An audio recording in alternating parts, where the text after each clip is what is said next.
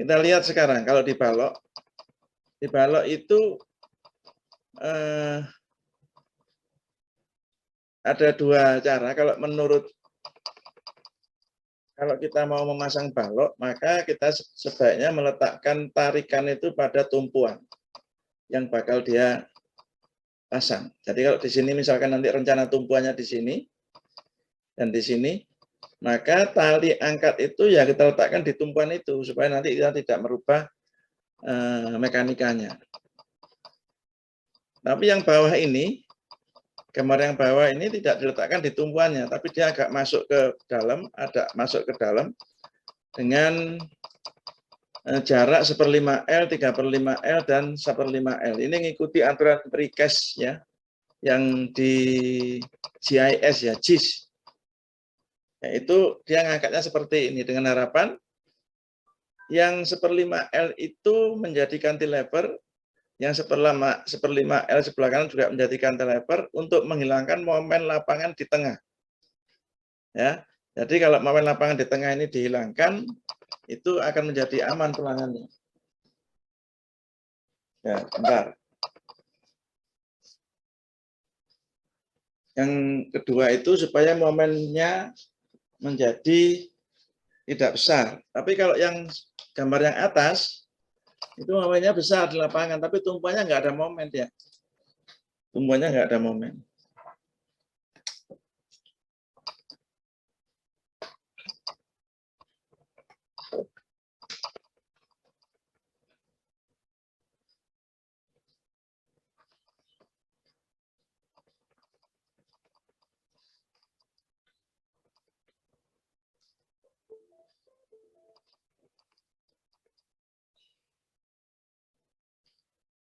Kalau yang gambar atas, itu bidang momennya nanti akan begini.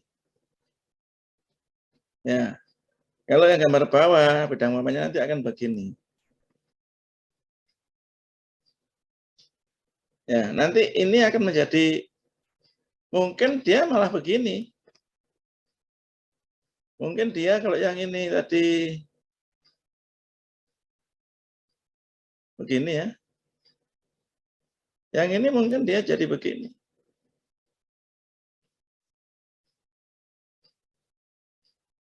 Jadi momen di sini itu kecil. Di tengah ini kecil daripada dibandingkan yang ini. Nah, ini bisa mengurangi beban tulangan-tulangan dia. Cuma di tumpuan sini kalau seperti ini harus ada tulangan atas. Kalau ini kan tidak perlu, ya, karena dia tidak ada cantilever. Tapi kalau ada cantilever, ini harus ada tulangan atas. Ada tulangan atas. Itu bedanya. Kita bisa masukkan ke sini.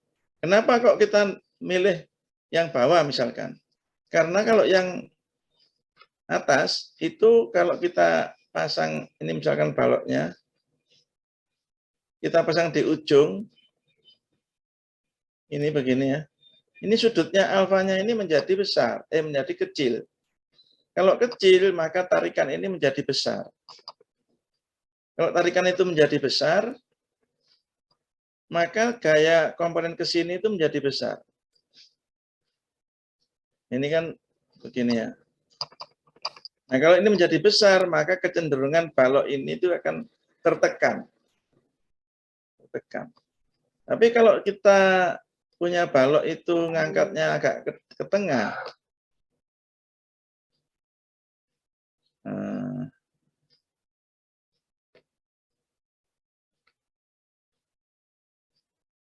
agak ke tengah ya. Misalkan agak ke sini. Nah, alfanya ini menjadi besar. Kalau alfanya besar, maka komponen yang tekan ke sana kecil. Dan dia juga pendek. Sehingga untuk ketekuk itu dia akan menjadi lebih sulit daripada yang ini. Mana kita pilih? Sama bolehnya. Sama bolehnya. Yang atas juga boleh, yang bawah juga boleh. Kalau yang atas kita usahakan sudutnya ini itu kalau bisa ya lurus. Kalau lurus itu kalau dia lurus kita harus menggunakan transfer beam. Misalnya baloknya di sini, kemudian kita angkat di sini, kita angkat di sini. Nah, ini harus ada balok lagi. balok transfer beam ini yang untuk meratakan itu. Baru ini nanti diangkat ke sana. Nah, tapi di barang yang kita angkat ini tidak terjadi aksial. Tidak terjadi aksial gaya ke sana, tidak ada. 0 ya. Ini kan kalau ini kan ada, ini tidak sama dengan 0. Tidak sama dengan 0. Ya, itu bedanya. Ya, kita sebagai engineer ya kita harus milih-milih mana yang menguntungkan ya. Pakai transfer beam ini boleh, tidak pakai pun di ujung juga boleh, di tengah juga boleh. Masing-masing punya konsekuensi. Kalau yang begini, ini kita harus modal ya, harus punya modal balok baja ini untuk menjadi sebagai transfer beam. Kalau yang ini tidak perlu balok baja, ya, tapi talinya harus kuat karena talinya ini miringnya besar. Semakin miring ya semakin besar gaya tariknya. Ya. Kalau yang ini konsekuensinya apa? Masang tulangan tarik di atas. Itu bedanya. Masing-masing punya konsekuensi. Ya enggak apa-apa, kita pilih yang mana, terserah. Begitu. Ada pertanyaan?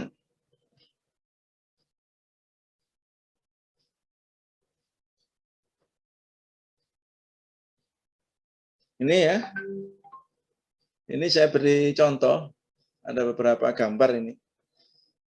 Ini dia ngangkat plat, titiknya ada 1, 2, 3, 4, 5, 6, 8 loh. 8 titik. Kita mau menjaga ketegangan yang sama ini agak lebih sulit. Ya. Coba kita lihat ya gambar ini. Tali yang paling kiri,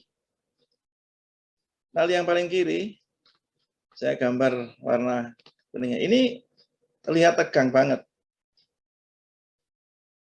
Ya, ini juga lumayan tegang. Tapi yang ini itu kendor. Ya, ini mungkin tidak kendor. Atau mungkin ini kenceng ya. Ini kelihatan ini kendornya ini kelihatan.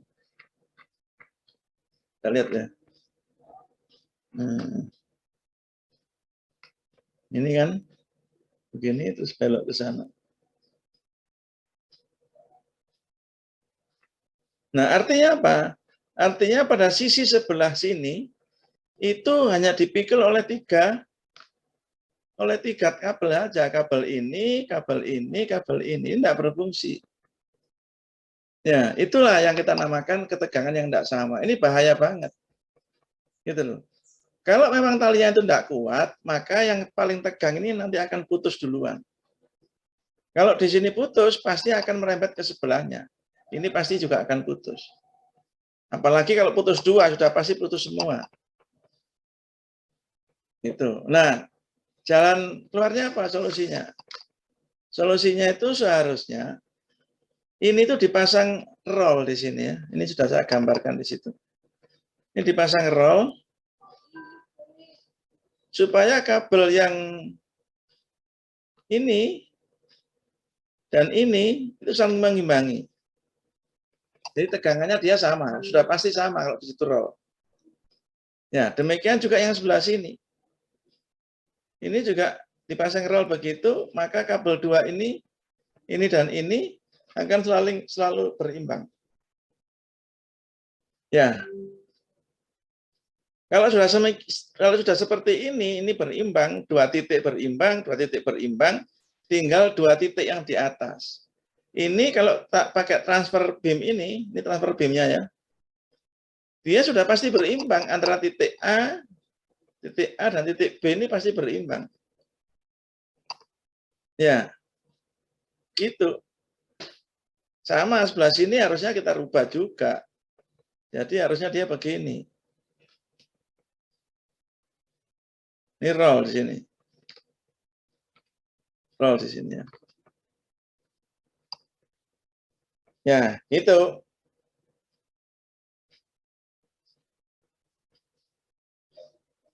Jadi kalau kabel itu dihitung misalkan dihitung cuma 2 kabel, dihitung cuma 2 kabel kan kabel diameternya sudah ketemu setelah kita hitung. Kemudian dipasang 4 titik dengan kabel yang sama ya pasti kuat. Karena kalau putus 2 dia masih kuat.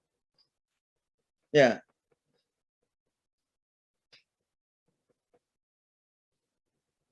Ada pertanyaan? Nah, ini lapangan ya. Lapangan itu ya seperti ini. Kadang kita perlu rekayasa. Ya, kalau enggak dan tidak ada di kuliah. Jadi artinya ini pengalaman di lapangan itu pasti akan dialami dan kita harus mencari solusi. Begitu? Ada pertanyaan? Ada? Baik. Kita lihat gambar berikutnya.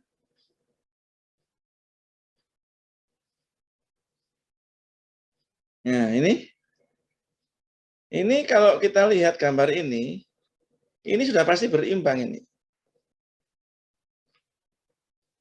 Ya. Jadi kita nggak khawatir. Jadi yang paling bagus memang 2 kabel. Kalau dia 8 kabel kayak tadi itu, kita harus kumpulkan, kita imbangkan menjadi 2 kabel. Nah, kalau misalkan yang ini ini kan 8 kabel, ya toh, menjadi 2 toh akhirnya. Di sini, dan di sini. Ya, dari 2 menjadi 1 di atas. Itu berarti berimbang. Ya, ini juga begitu, ini kan 2. 2 sudah pasti dia oke. Tinggal yang sini. Yang sini juga harus diimbangkan. Nah, makanya dia diikat seperti itu. Ini ya. Nih. Seperti ini. Ini oke nih, nggak masalah. Ya, ini oke. Kemudian berikutnya, nah ini oke juga. Karena dia fix ini. Jadi tumpuan yang di sini, ini fix sudah diikat dia. Dan ini juga benar-benar kaku. Nggak ada yang kendor dia. Sudah pasti. Ini oke nih. Model seperti ini. Ya.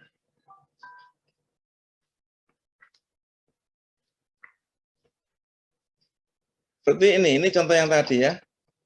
Nah, saya berdiri ini, saya ambil gambar ini contohnya bahwa precast itu memang harus seperti yang saya beliti itu. Dia ada cowaan di situ memang untuk tempat kolom. Ya, kemarin sudah saya contohkan. Jadi itu harusnya memang dibuat, ya, harus dibuat. Nah, ini hollow core slab satu arah ya. Jadi ini satu arah ini semua satu arah. Dan dia berdiri di atas plat yang ukuran juga satu arah. Nah itu yang kemarin. Kalau satu arah menjadi 2 arah itu tidak boleh. Solusinya pasang balok anak. Ya, itu kemudian ini kan ditarik 6 ya, 6 kabel. Ini lebih sulit lagi ini 6 ini. Kita mau membuat perimbangan akan lebih sulit. Jadi kalau 6 seperti ini harusnya yang kita berimbangkan itu pokoknya kita usahakan menjadi 2 titik ya.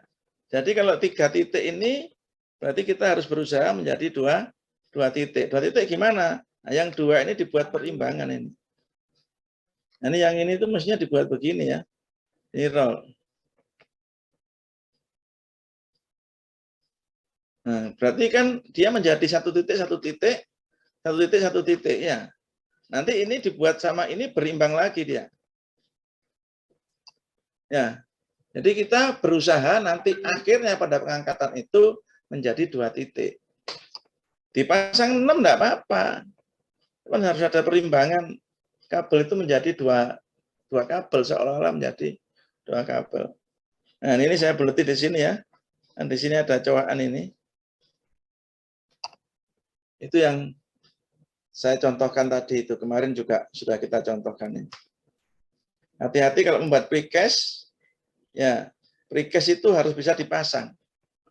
Ya, saya sering menguji tugas akhir yang menggunakan precast itu ternyata dia gambarnya salah semua. Karena dia hanya sekedar menghitung dan menggambar, tapi kita tidak memperhatikan detailingnya. Precast ini detailingnya harus akurat banget. Begitu ada tonjolan dia tidak bisa masuk. Itu akan merepotkan pekerja di lapangan. Gitu.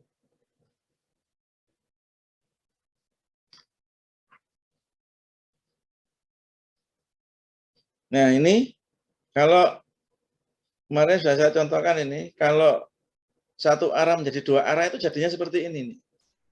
Ditempel-tempel ada retak lagi. Karena antara segmen yang satu dengan segmen yang lain, yang ini dan yang ini, itu tidak menyatu. Di sini putus. Ini benar-benar putus ini. Ya, jadi dia makanya retak di situ. Nah, kita tidak boleh membuat seperti itu. Kalau dia satu arah, putus tidak apa-apa di situ.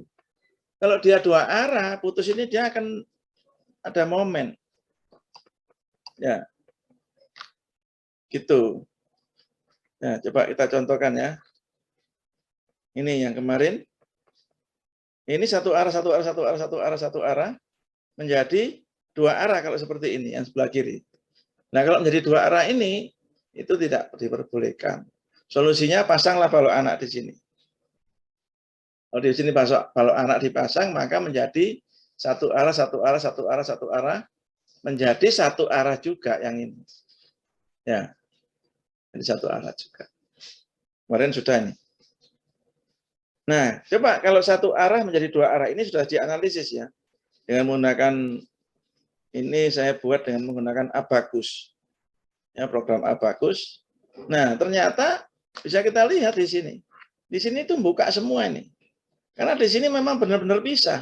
Tidak ada pengaitnya. Karena dia precast. Precast satu dengan yang lain, itu dia memang benar-benar bisa. Jadi dia terbuka di situ.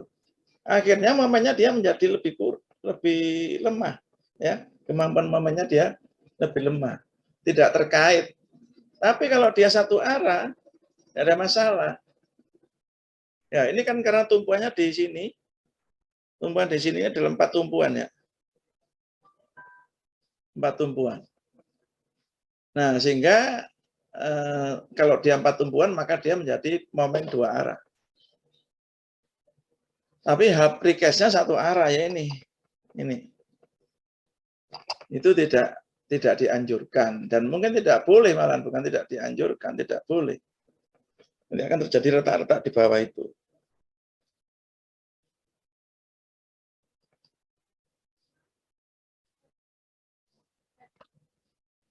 Ya. Ada pertanyaan? Ini kemarin ya, sudah nih. Ini kemarin sudah.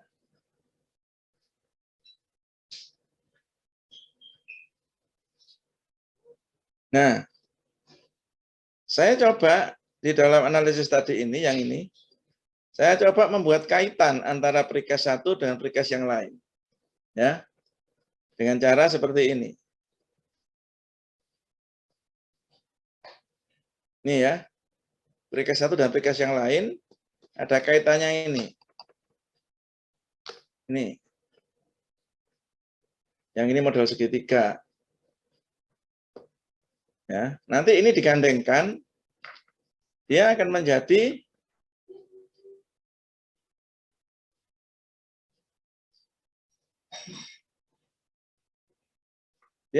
seperti ini. Seperti bawahnya ini. Kalau dia digandengkan, maka dia akan menjadi seperti bawahnya ini.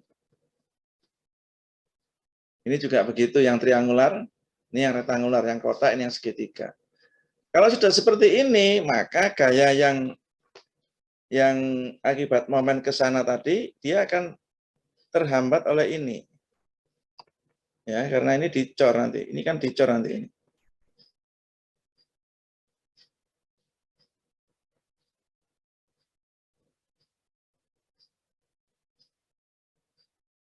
Dan seterusnya. Jadi dia menggandeng di situ sehingga punya tarikan dia ya, kan dia saling mengkait ini. Nah, ternyata walaupun dibuat seperti ini, masih punya kekurangan. Sehingga karena dia punya elongation ya, kaitan ini, sehingga di sini kemampuan M-nya itu sekitar turun 10%, sekitar 10 ya, 10% M-nya. Kalau yang model ini lebih lemah lagi, dia turun sekitar 16%.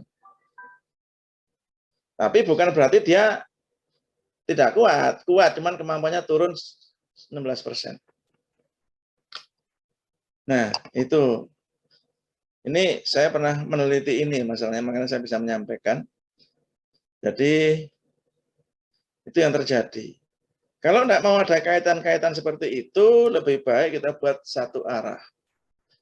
Ya, kalau ini kan satu arah menjadi dua arah. Ya, gambar tadi itu, yang ini satu arah menjadi dua arah. Tapi kalau kita tidak mau ada retak-retak di bawah, maka kita harus usahakan satu arah menjadi satu arah. Itu tidak apa-apa. Sudah? Nah, ini tadi yang kemarin juga sudah ya. 6 poin ini yang harus kita lakukan ya, memahami sistem pracetak, memahami metode erection, kuat tekan, penulangan, titik angkat ya. Kemudian mencernai detailing dimensi elemen ini harus kita perhatikan di sini. Nah, masing-masing kenapa diperhatikan itu kemarin sudah saya ceritakan alasannya apa ya. Memahami sistem pracetak ini alasannya apa. Kemarin ada yang harus memahami bisa tahu tentang berat jenis ya, berat masing-masing elemen itu juga harus kita ketahui kenapa. Kemarin sudah saya ceritakan itu. Nah, terkait dengan precast, maka kita akan kadang mengumpulkan barang-barang precast yang harus dicor itu di tempat stok ya. Dan itu tidak bisa menunggu 28 hari kelamaan. Mungkin 3 hari dicor kan, 3 hari dicor itu 3 harinya kemudian kita angkat ke tempat penyimpanan.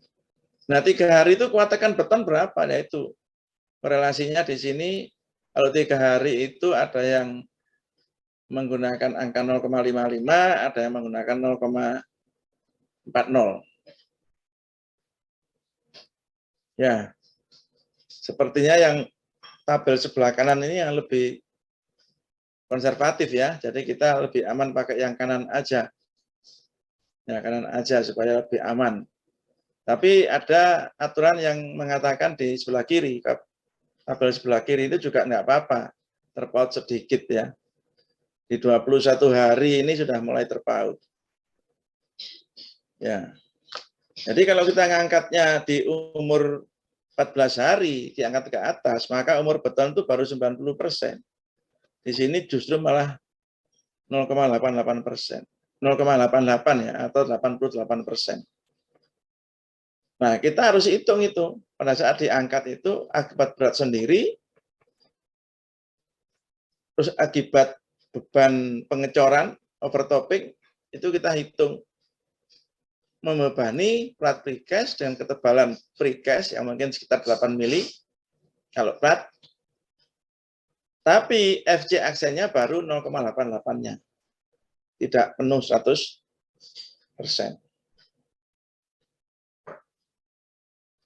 Gitu ya, dari tabel ini di SNI ada, bisa kita cari. Nah ini coba, plat satu arah menjadi satu arah, masih oke ini. Ya, yang enggak oke itu kalau dia dua arah. Nah, ini adalah detailing ya, kalau kita lihat gambarnya detailingnya plat precast half slab itu seperti ini.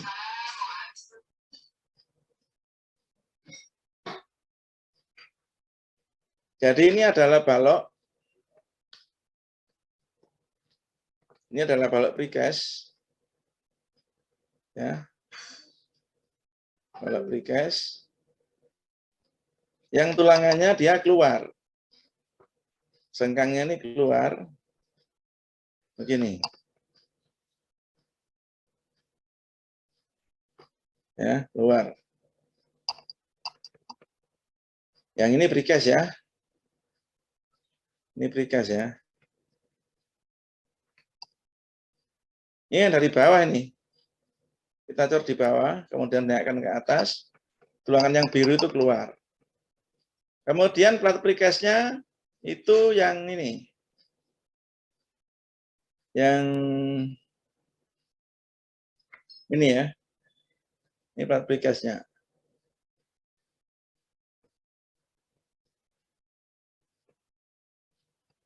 Nah.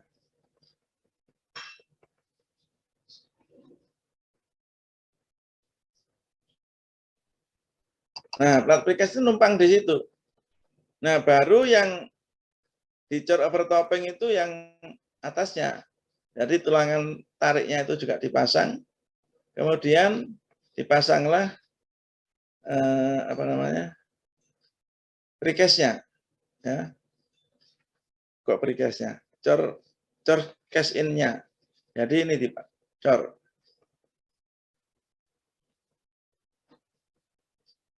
Ya, ini dicor.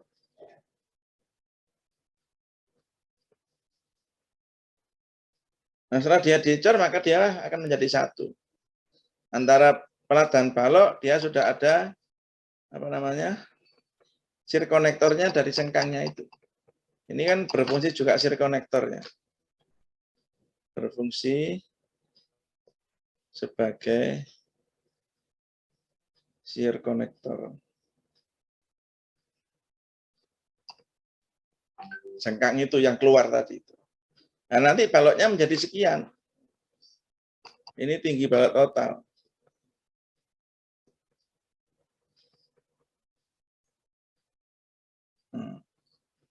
Jadilah dia balok dan plat menjadi satu. Ya, ini sistem sambungan seperti itu.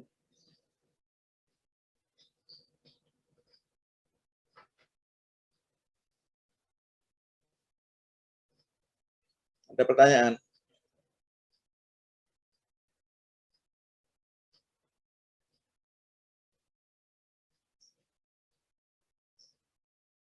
Nah, di dalam PCI itu ada yang menentukan bahwa antara cache in situ dengan precast ini harus ada sir konektor.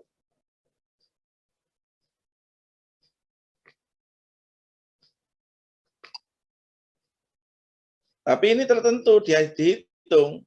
Kalau ada angkanya ya, saya lupa di rumus PCI itu ada angkanya. Kalau angkanya tertentu itu dia harus dipasang sir konektor. Kalau ini tidak boleh selip. Tidak boleh selip begini ya. Dia harus benar-benar gandeng. Nah, kalau tidak memerlukan sir konektor itu ada hitungannya, tapi harus dikasarkan. Jadi plat precastnya itu harus dibuat begini ya. Ya seperti jalan tol itu loh kan garis-garis itu ya. Di garis-garis itu. Nah, seperti jalan tol baru nanti dicor atasnya itu. Cor beton basah itu. Nah, nanti dia akan apa namanya? Ini tidak bisa selip ini.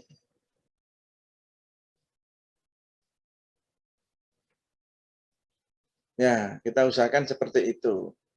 Nah, kadang-kadang kalau di gedung itu ya, kan gedung bebannya tidak berat, itu tidak memerlukan sir konektor ini. Hanya cukup dikasarkan saja. Jadi nanti ada hitungannya di PCI kalau Anda mau belajar itu, lihat di PCI, di situ ada angka yang kapan harus dipasang sir konektor, kapan yang cukup dikasarkan saja.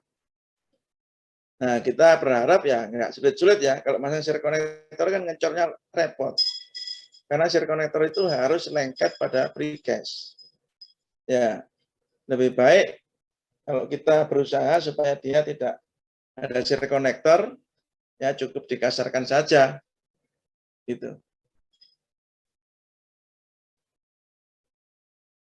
Ada pertanyaan?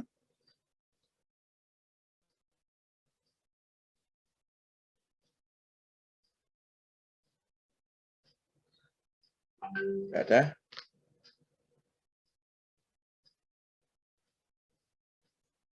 Oke, saya teruskan. Ini sekarang balok ya. Balok sama ya, 6 poin ini. kita harus paham tentang 1, 2, 3, 4, 5, 6 ini. Kemarin sudah saya terangkan satu-satu, ya. Kenapa kita harus menghitung berat, ya. Kenapa kita harus mempelajari kapasitas kren, dan seterusnya. Ini pakemnya seperti ini, ya. Kita harus bisa seperti itu. Nah, balok precast itu bentuknya seperti ini. Jadi ini belum full, ya, belum full, baloknya belum full. Nah, tadi yang kita sebut balok precast, dia itu precastnya adalah ini. Ini adalah precastnya, ya, penamaan precastnya.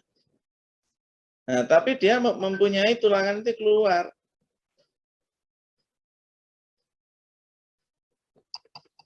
Nah, tulangan itu nanti akan menjadi plat beton. Nanti plat betonnya di sini nanti. Nah, misalnya gini. Nah, nanti dia plat beton ini dengan balok ini akan menjadi satu karena dia sudah ada konektor ini. Dan banyak itu, ya, satu deret itu kan banyak banget.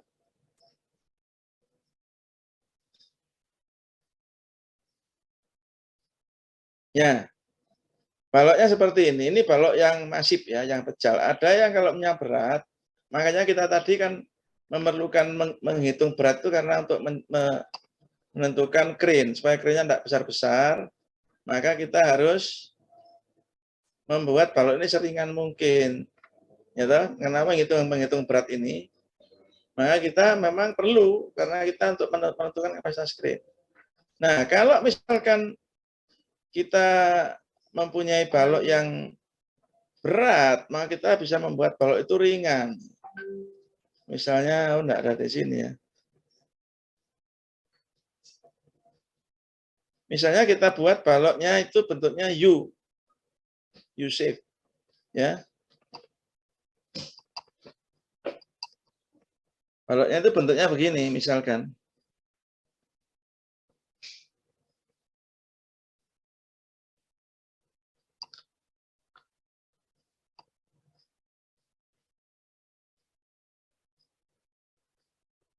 Gini.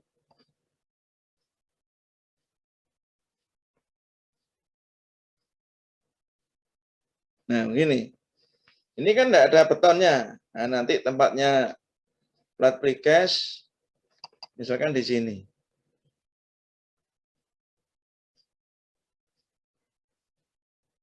Nah.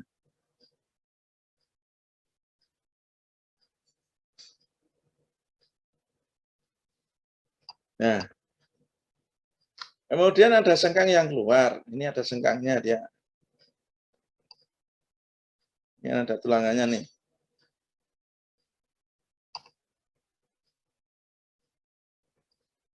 Keluar begini sengkangnya. Ini, ya. Ini.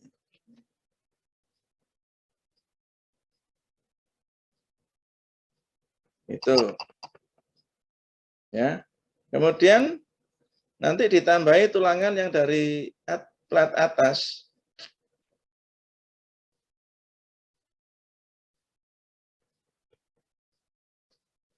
Tambahi tulangan ini nanti.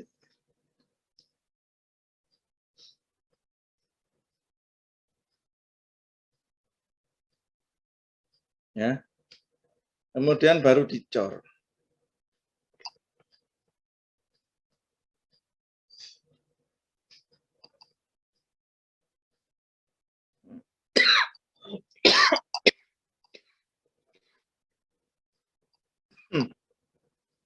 Baru dicor ini. Karena sampai ke bawah sini nanti.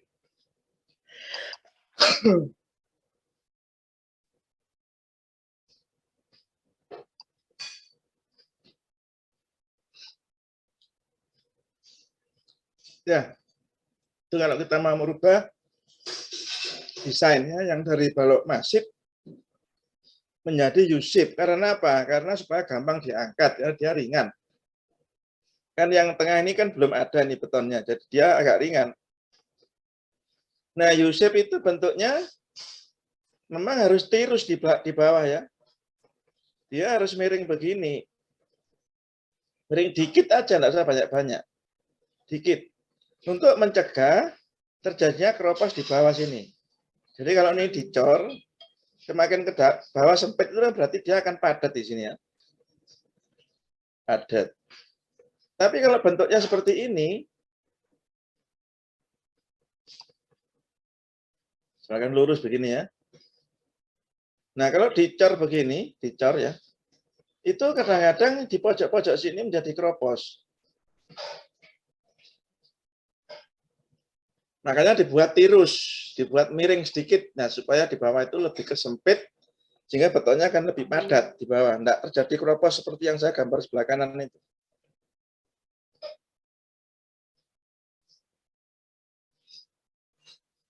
Oke, itu salah satu solusi. Saya pernah membuat balok ini, baloknya gede ya. Saya pernah punya pengalaman sebuah dermaga di Perak sana. Itu didesain oleh konsultan dari Inggris ya. Jadi dia baloknya itu tingginya 2100 mili. Penuh ini. Nah, ini kontraktor ini akan kesulitan ngecor karena dia adalah di dermaga ya. Jadi dia akan di dermaga, dia akan sulit ngecor. Akan sulit ngecor sehingga kontraktor memutuskan untuk dirubah precast. Nah, itu makanya karena dia punya cuma crane terbatas ya toh. Kalau ngecor di laut juga mungkin akan lebih lama. Rancahnya akan lebih lama ya, sehingga diputuskan untuk dibuat precast. Nah, saya membuatnya precast itu seperti ini. Ini 80 ya, 80 cm. Nah, ini saya buat tipis ini. Tapi ya miring dikit.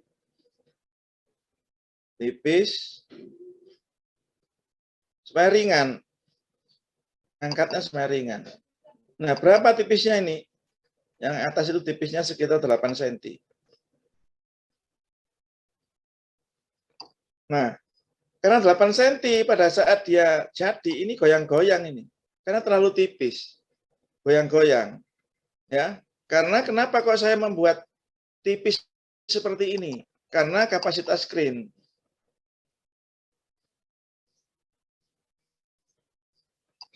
Kapasitas crane ini kan dia punya crane ini, Pak. Saya punya crane ini. Gimana caranya membuat supaya crane saya ini bisa dipakai? Nah, artinya saya menghitung-hitung berat yang pasti ya seperti ini gitu. Sehingga jadinya tipis ya. Tipis konsekuensinya ada. Ini enggak boleh patah di sini. Kalau ini goyang-goyang ke sana, ini enggak boleh patah. Nanti patah di sini atau patah di sini kan repot. Nah, oleh karena itu dikasih klem. Saya pasang klem di sini. Ada kayu ya. Yang saya lubangi tengahnya. Kemudian saya beri tie rod ya, tie rod. Ini dikencengi di sini. Nah, sehingga kayu inilah yang mencegah supaya dia tidak gerak-gerak. Setelah jadi ya. Nah, kemudian ngangkatnya gimana? Supaya dia tidak patah diangkat. Karena di bawah ini saya buat tebel karena dia memang ini dibuat tebel di bawah ya. Ini saya buat tebel ini. Saya sudah memasang di dalam desain itu adalah anker. Bukan anker. Apa? Kait ya untuk ngangkat itu. Jadi nanti ngangkatnya itu di sini nanti. Sana ngangkatnya. Ya. Sehingga aman. Saya berpikir bahwa dinding kalau U-shape ini akan menjadi aman. Dia tidak bisa bergerak karena dicegah oleh klem ini sama tie rod. Kemudian dia juga tidak menerima beban angkat karena kan ngangkatnya di bawah. Angkatnya di bawah.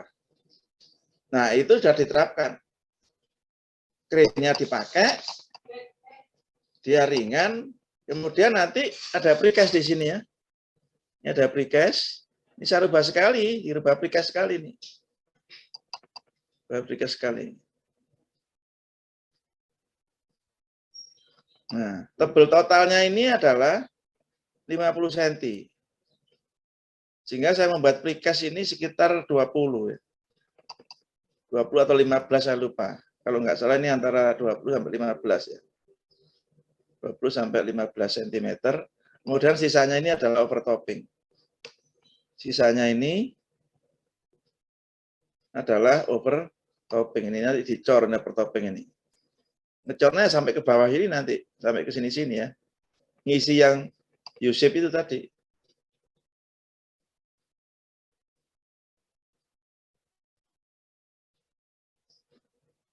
Nah, ini sudah dilakukan sampai sekarang, dermaganya juga masih tidak apa-apa.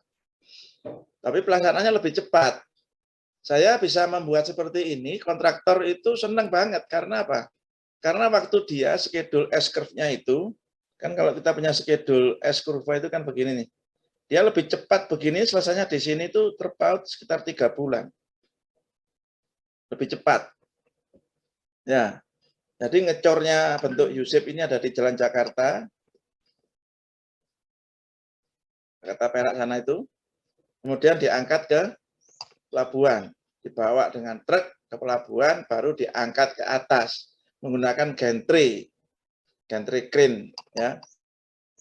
Nah, alat angkat gantry-nya ini yang disesuaikan karena dia punyanya itu, maka redesainnya harus mengikuti kemampuan crane. Nah, lain kalau kita crane-nya belakangan ya. Kalau crane-nya belakangan kan kita bisa desain seenak kita. Pokoknya saya perlu crane sekian ton, nah itu. Enak sudah kita, enggak mikir apa-apa. Nah ini kan diminta precast, dia dibatasi crane-nya, punyanya yang ini gitu loh. Sehingga desainnya harus kita rubah supaya crane yang dipunyai itu bisa ngangkat. Ya, itu salah satu solusi, bentuknya U-shape.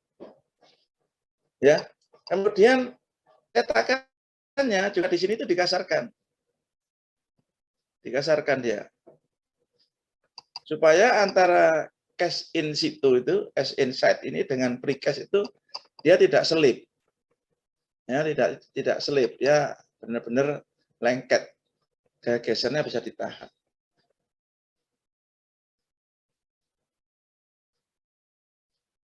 Ya, gitu ya.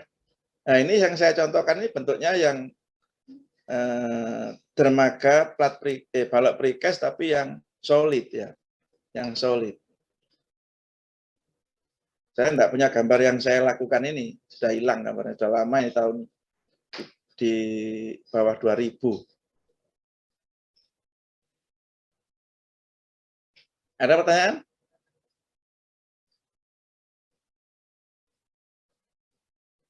Nah, itulah pentingnya kita harus melihat crane itu kapasitas, terus melihat berat.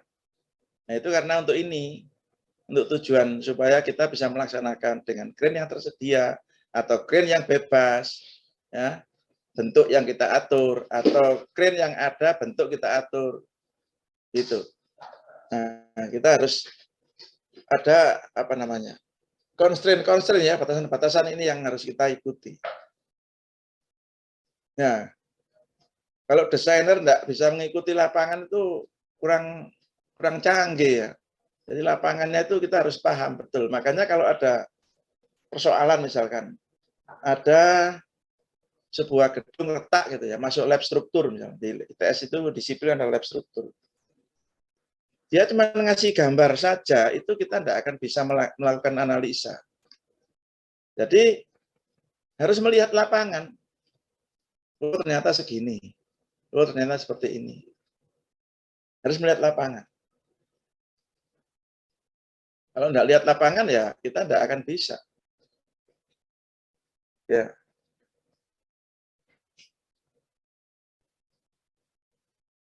Harus. Nah, pernah dulu juga saya punya pengalaman, pernah kalau pas itu tahun berapa ya, waktu Masjid Agung Al-Akbar itu dibangun.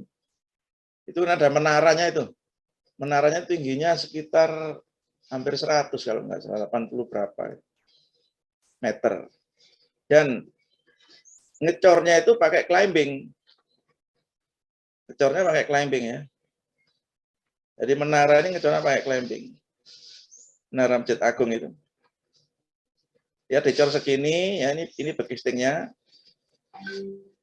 Kemudian selesai, fittingnya naik lagi dia. Ya, yang ini sudah nggak ada lagi. Jadi dia naik terus. Nah, store di sini, ngecor. Selesai, dia naik lagi. Cor lagi. Jadi pakai clamping. Nah, apa pengecoran itu dia memasang setiap step, dia masang ikatan ke gedung. Ada ikatan ini. Supaya enggak gerak gitu ya. Dia clampingnya situ. Ke gedung, sorry. Menaranya untuk cor ini kita diikatkan ke mana? Ke menara itu. Nah, pada saat ketinggian tertentu, nah, pelaksana ini agak khawatir karena dia merasa dia duduk di bawah ini, berdiri di bawah ini, dia merasa menara ini goyang-goyang. Goyang-goyang, akhirnya dihentikan. Pengecornya dihentikan, dia datang ke saya pada saat itu. Nah, kemudian saya juga nggak bisa menganalisa ini kalau nggak lihat lapangan. Saya lihat sendiri ke lapangan. Datanglah saya ke Masjid Al-Akbar itu. Waktu itu belum jadi ya. Nah, kemudian saya amati di bawah. Dia ngecornya pakai tremi ya, pakai bucket. Yang tadi awal-awal kuliah kemarin sudah saya sebutkan, pakai bucket. Ngecornya itu. Nah, setelah itu saya lihat rasanya goyangnya itu karena gerakan si bucket itu loh. Si bucket itu. Jadi kalau yang lihat dari bawah, sepertinya yang goyang itu menaranya, bukan bucketnya. Kalau kita membuat acuan bucketnya, seolah-olah menara yang bergoyang. Padahal bukan begitu sebetulnya. Menaranya itu diem, bucketnya yang bergoyang. Nah ini yang kadang kita, mata kita itu juga terbatas ya kemampuan untuk meneliti ini. Nah, kemudian kami sempat ngitung ulang, ya, menghitung ulang pada umur ini kan ada aditif ya, ada aditif yang dicampurkan sehingga pada saat umur 7 hari itu dia sudah naik. Kalau enggak 7 hari atau 3 hari itu dia naik. Bekisting ini naik terus, climbing ya, dia sistem climbing. Nah itu kita hitung dengan kemampuan yang tadi itu, kita korelasi mutu betonnya sekian, dia kasih beban sendiri saja, beban angin mungkin tidak sebegitu besar ya. Ternyata dia tidak apa-apa pada saat umur 7 hari. Nah, akhirnya diteruskan dengan pelan-pelan, ya sampai jadi itu menara itu. Ya seperti begitu, kita kalau ada persoalan ya kita lihat lapangan ya untuk bisa memastikan tindakan apa yang kita harus lakukan. Itu kita harus paham. Ya, ini